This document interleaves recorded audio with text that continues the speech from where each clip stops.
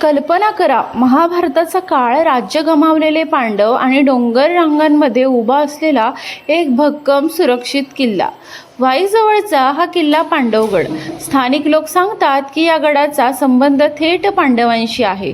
पण खरंच तसं आहे का, की ही फक्त लोककथा आहे? चला आपण शोधूया पांडवगडामागचं खरं सत्य. पांडवगड हा साताऱ्याजवळ वाई शहराजवळ उभा आहे. दुरून पाहिलं तरी त्याची भव्यता जाणवते. उंच डोंगर रांगांमध्ये बसलेला हा गड नैसर्गिकरित्या खूप मजबूत वाटतो. इथून वाई शहर आणि कृष्णा नदीचं खोरं स्पष्ट दिसतं.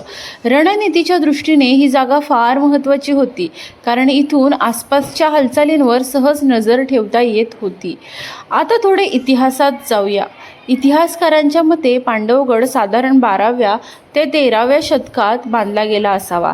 काही अभ्यासक शिलाहार किंवा यादव राजवटीचा उल्लेख करतात. नंतर हा किल्ला मराठ्यांच्या ताब्यात आला. छत्रपती शिवाजी महाराजांच्या काळात या भागाचं रणनीतीदृष्ट्या महत्त्व वाढलं. मात्र इतिहासाच्या कुठल्याही ठोस पुराव्यात पांडवांचा थेट उल्लेख आढळत नाही. मग या किल्ल्याचं नाव पांडवगड कसं पडलं?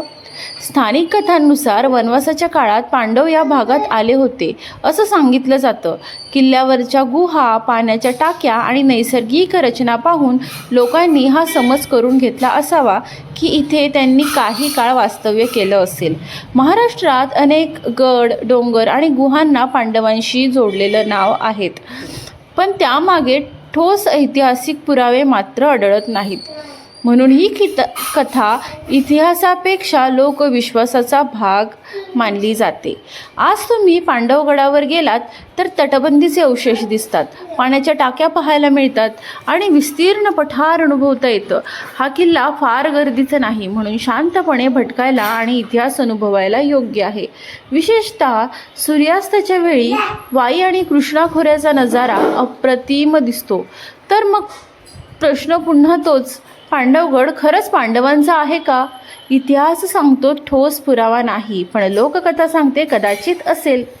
पण एक गोष्ट मात्र नक्की, हा गड आपल्या इतिहासाची, लोकविश्वासाची आणि परंपरेची एक सुंदर आठवण आहे.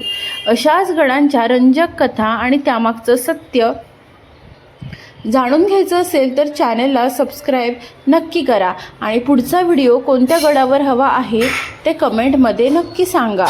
व्हिडिओ पूर्णपणे पाहिलात त्याबद्दल अगदी मनापासून धन्यवाद.